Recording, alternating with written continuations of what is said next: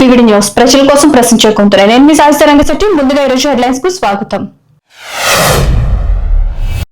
శంషాబాద్ బెంగళూరు హైవేపై భారీ traffic jam. దట్టంగా పొగమంచు కమ్ముకోవడంతో వాహనాలను రహదారి పక్కకు నిలిపివేసిన ప్రయాణికులు.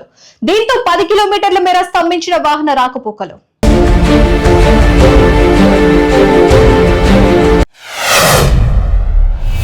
అటవీ ప్రాంతంలో కేఎల్ఆర్ కాలేజ్ బస్సు బోల్తా. అశ్వాపురం మండలం మొండికుంట అటవీ ప్రాంతంలో అదుపు తప్పి బోల్తా. తీవ్ర గాయాలతో బయటపడ్డ విద్యార్థులు. తప్పిన ప్రాణాపాయం. మనుగూరు నుండి పాల్వంచ కాలేజీకి వెళ్తుండగా ఘటన. బస్సులో 40 మంది విద్యార్థులు ఉన్నట్లు సమాచారం.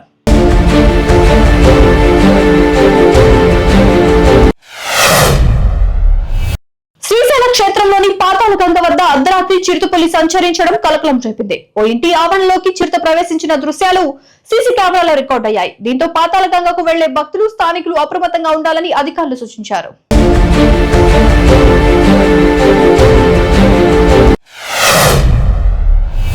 సంక్రాంతి సంబరాల్లో ప్రమాదం. కాలువలో పడిపోయిన కలెక్టర్. అంబేద్కర్ కోనసీమ జిల్లా ఆత్రేయపురం మండలం పులిదిండి వద్ద సంక్రాంతి సంబరాల్లో భాగంగా నిర్వహించిన పడవ పోటీల ట్రయల్ రన్ లో జిల్లా కలెక్టర్ మహేష్ కుమార్ ప్రయాణిస్తున్న పడవ అదుపు తప్పడంతో కాలువలో పడిపోయారు. వెంటనే అప్రమత్తమైన స్విమ్మర్లు కలెక్టర్ ను సురక్షితంగా బయటకు తీసి వేరే పడవలోకి ఎక్కించారు.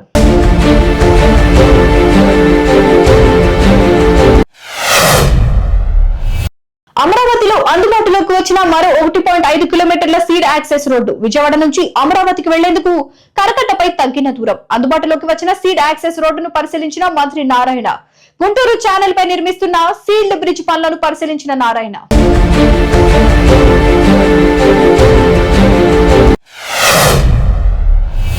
శ్రీ సత్యసాయి జిల్లా పుట్టపర్తి మండలం బ్రాహ్మణపల్లి గ్రామంలో కెనరా బ్యాంక్ ఆధ్వర్యంలో రూరల్ ఎంప్లాయ్మెంట్ ఇన్స్టిట్యూట్ లో నూతన సంవత్సర కేక్ ను తిని అస్వస్థతకు గురైన 12 మంది మహిళలు.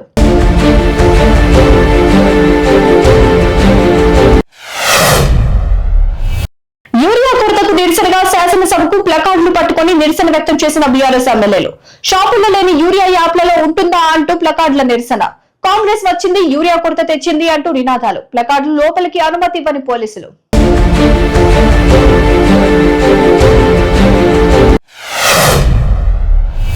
జమ్మూ కాశ్మీర్ లో ఉగ్రవాదుల ఏరువేతే లక్ష్యంగా భద్రతా బలగాలు భారీ శీతాకాలపు ఆపరేషన్లు నిర్వహిస్తున్నారు.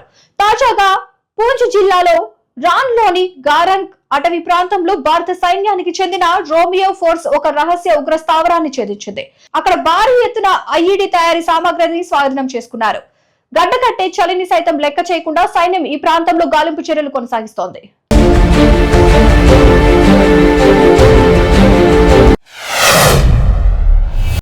కర్ణాటకలోని బళ్ళారిలో అర్ధరాత్రి మాజీ మంత్రి గాలి జనార్దన్ రెడ్డిపై హత్యాయత్నం జరగడం తీవ్ర ఉద్రిక్తతకు దారితీసింది. వాల్మీకి విగ్రహ ఏర్పాటు ఫ్లెక్సీల వివాదంలో ఎమ్మెల్యే భరత్ రెడ్డి గన్మెన్ తుపాకీతో ఆయన అనుచరుడు సతీష్ రెడ్డి కాల్పులు జరిపారు. గాలి జనార్దన్ రెడ్డి త్రుటిలో తప్పించుకున్నారు. ప్రస్తుతం బళ్ళారిలో 144 సెక్షన్ విధించి పోలీసులు భారీగా మోహరించారు.